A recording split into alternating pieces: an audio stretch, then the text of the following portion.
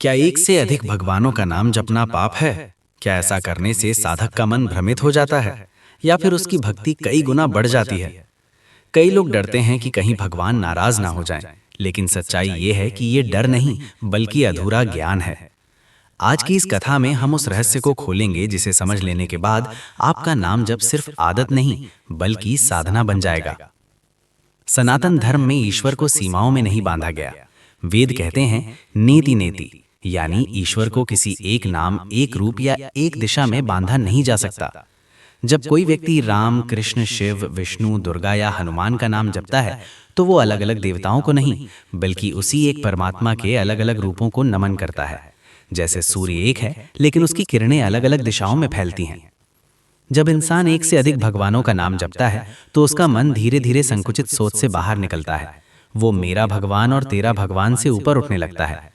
इससे क्रोध, ईर्ष्या और तुलना कम होती है।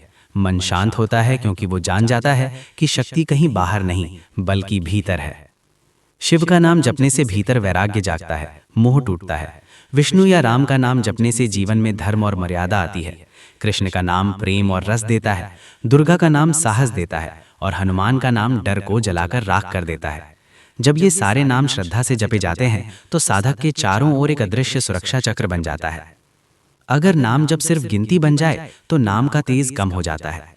कुछ लोग सोचते हैं चलो सबका नाम ले लेते हैं, कहीं कुछ छूट ना जाए। शास्त्र कहते हैं ऐसा जब फल नहीं देता। नाम चाहे एक हो या अनेक, भाव एक होना चाहिए। जिस दिन नाम जब प्रेम से निकलता है उस दिन भगवान रूप नहीं देखते। कहा जाता है कि एक साधक रोज सुबह राम का नाम लेता था, दोपहर में कृष्ण का और रात को शिव का। लोग उसका मजाक उड़ाते थे, लेकिन एक दिन उसने कहा मैं भगवान बदलता नहीं हूँ, मैं अपने मन को बदलता हूँ। और वही साधक आगे चलकर महान संत बना, क्योंकि उसने नाम नहीं भाव को पकड़ा था। तुलसीदास जी राम के भक्त थे लेकिन काशी में शिव की आराधना भी करते थे। रामकृष्ण परमहंस माँ काली के भक्त थे लेकिन राम और कृष्ण दोनों के नाम में डूबे रहते थे। उनका एक ही संदेश था, ईश्वर अलग नहीं है, हमारी समझ अलग है। अक्सर डर इसलिए पैदा होता है क्योंकि हम भगवान को भी इंसानों की तरह सोच लेते हैं। हमें लगता है जैसे भगवान ईर्ष्यालु होंगे, लेकिन जो सृष्टि को चला रहा है वो छोटा मन कैसे रख सकता है। भगवान भाव से प्रसन्न होते हैं, तुलना से नहीं। जिस दिन इंसान ये समझ लेता है कि भगवान के नाम अलग हैं लेकिन करुणा एक है, उसी दिन उसका जीवन बदलने लगता है। दुख आते हैं लेकिन तोड़ते नहीं, समस्याएं आती हैं लेकिन डराती नहीं, क्योंकि भीतर विश्वास जाग जाता है। इसलिए एक से अधिक भगवानों का नाम जपना गलत नहीं है, गलत है बिना श्रद्धा के जपना। नाम कितने हैं इससे भगवान को फर्क नहीं पड़ता। फर्क पड़ता है सिर्फ इस बात से क्या पुकार सच्चे दिल से आ रही है। सनातन धर्म में कहा गया है एकम सद्विप्रा बहुधा वदंती, यानी सत्य एक है, बस उसे पाने के मार्ग अलग अलग हैं। जब कोई व्यक्ति राम, कृष्ण, शिव, हनुमान या नारायण एक से अधिक भगवानों का नाम जपता है तो वो अलग अलग शक्तियों को नहीं बल्कि उसी एक परम चेतना को अलग अलग रूपों में पुकार रहा होता है। ठीक वैसे ही जैसे एक बच्चा माँ को कभी माँ, कभी अम्मा तो कभी मम्मी कहकर बुलाता है। शास्त्रों के अनुसार अलग अलग भगवानों का नाम जपने से शरीर, मन और आत्मा तीनों स्तरों पर प्रभाव पड़ता है। शिव का नाम जपने से भीतर वैराग्य और शांति आती है। विष्णु या राम का नाम जपने से जीवन में स्थिरता और मर्यादा आती है। कृष्ण का नाम प्रेम और आनंद देता है और हनुमान जी का नाम भय और नकारात्मक शक्तियों को दूर करता है।